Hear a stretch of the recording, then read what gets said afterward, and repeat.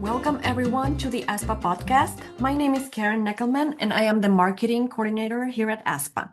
Today we are with Annette Rodriguez. She is the head of sales and partnership development at Proximity Learning. Hello, Annette. Thank you for joining us and welcome. Thank you, Karen. It's nice to see you. Yeah, you too. So to start, Great to be here. can you tell us a bit about yourself, your experience, your career path, and all that? Sure. My role at Proximity is I head up our sales team and our partnership development efforts. We have a large group of partners across the United States. And so basically, I support our team in educating and engaging with them around the challenges that they're having in their school districts. My background started as a teacher. I was an elementary teacher in numerous Texas school districts. And I left that actually just to start working in the same kind of context with technology integration and curriculum for Apple Computer. And I just took up on this tangent and started enjoying really teaching teachers and leaders in school districts.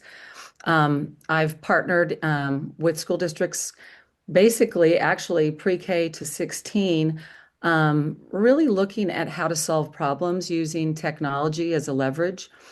And I landed at Proximity about 3 years ago to take on this role and really support districts, state, really nationwide in their challenges with having certified high quality teachers in classrooms. Mm-hmm. Thank you.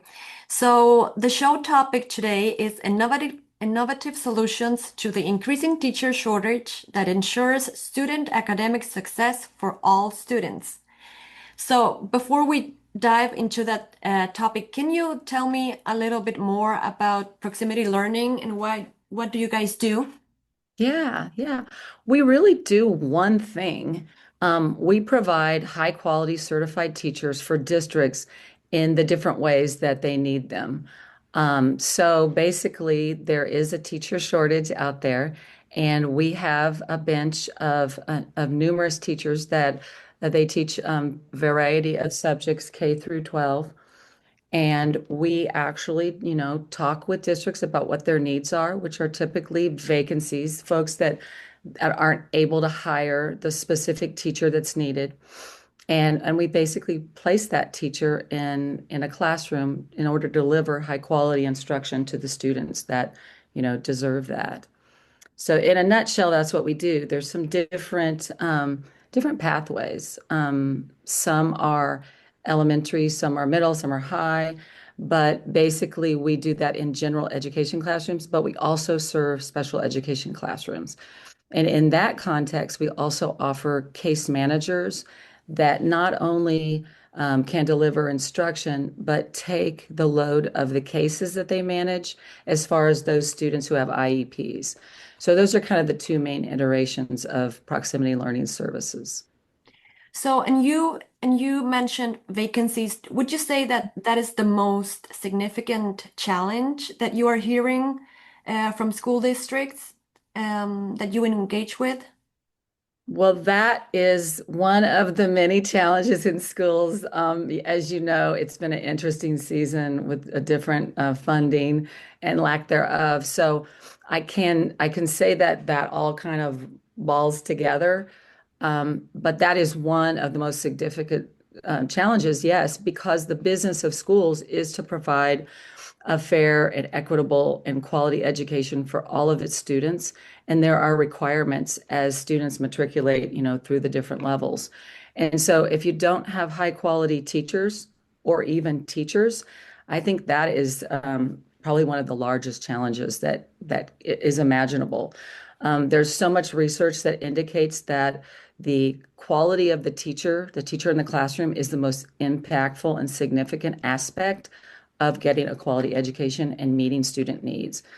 And today, as our school districts are flooded with higher and higher numbers of students that are on IEPs. That means that they need special services of different kinds, and they're diagnosed in order to determine that. And if those needs aren't met, then we just have a more significant challenge in, the education of our students. So yes, I think having the right teachers, the certified teachers, is one of the most significant challenges in schools today.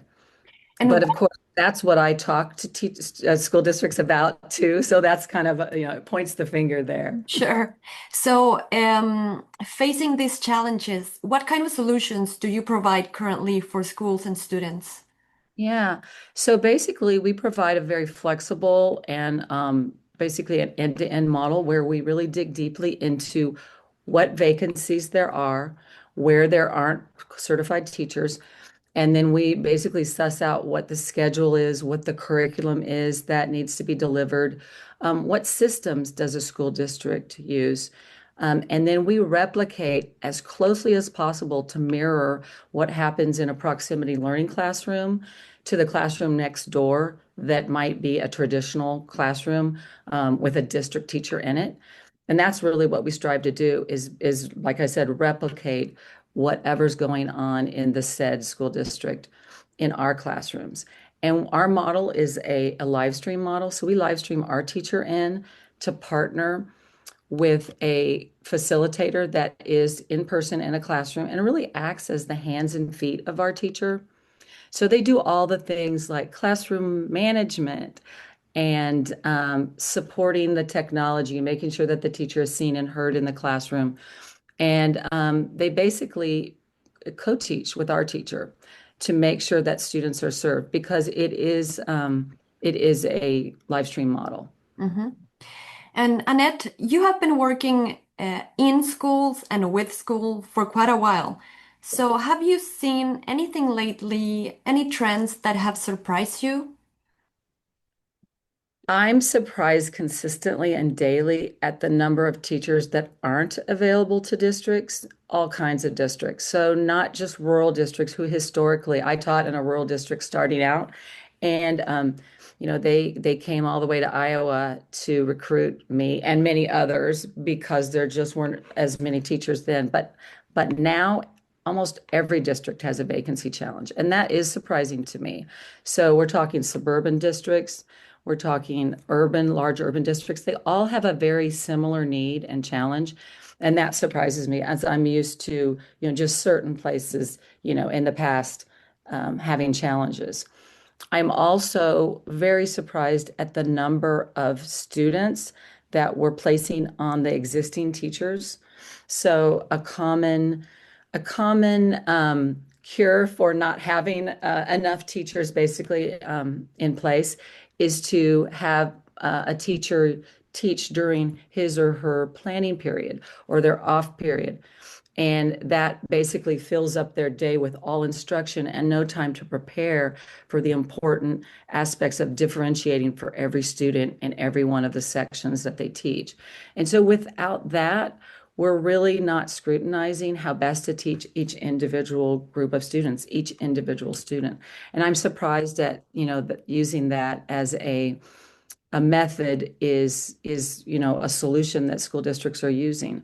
They're also stacking classes in gyms and things like that, making really large class sizes that we know with research is just not effective for students learning. So Mhm. those things are surprising. In addition to that, I'm very surprised at the number of cases that are given to teachers. Many of the teachers that are in the special education realm, almost all of them, they teach a full schedule and then they have a certain amount of cases to manage those with IEPs. And some of those are really complex and require a lot of engagement with family, the students, the other teachers that surround the students. And just adding that number up and up and up really is what's depleting our special education teacher population. It's just too much. So those things are surprising me the more and more I hear of, a teacher that has 50 cases on top of a full, instructional load. These are the things that are surprising, but I'm not sympathetic for it because there is such a large scale teacher vacancy challenge. Mhm. And one solution for that could be online teaching or virtual teaching. But this has like a widely negative perception, mostly because of the pandemic. So, how do you address those perceptions when addressing proximities, partnerships, and solutions? Yeah, honestly, that's true that when the pandemic came upon us, most of us were not expert at teaching and learning in a virtual modality.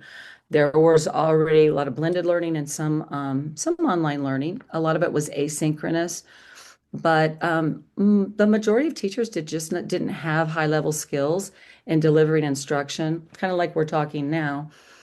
So they had to accrue that. So there was a lack of competency and confidence too among teachers.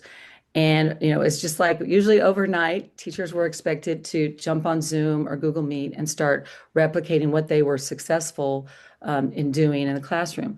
And that caused a lot of problems, not just for teachers, but for parents that were also at home trying to accommodate that and support their students that were learning, in many different ways that wasn't as effective.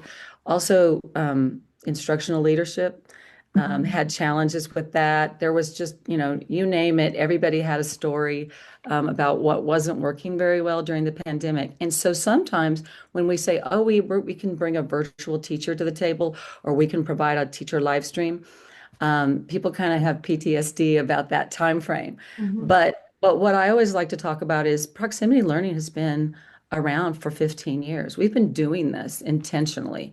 So the intentionality behind our model and the way our technology supports teaching and learning is highly effective. And we don't do it lightly. We don't turn on a dime and start.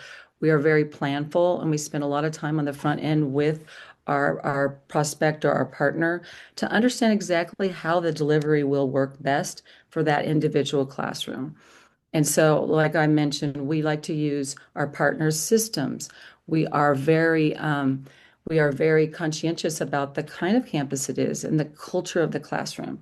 And we seek to match that eHarmony match, I call it, with the right teacher that can really serve that group of students.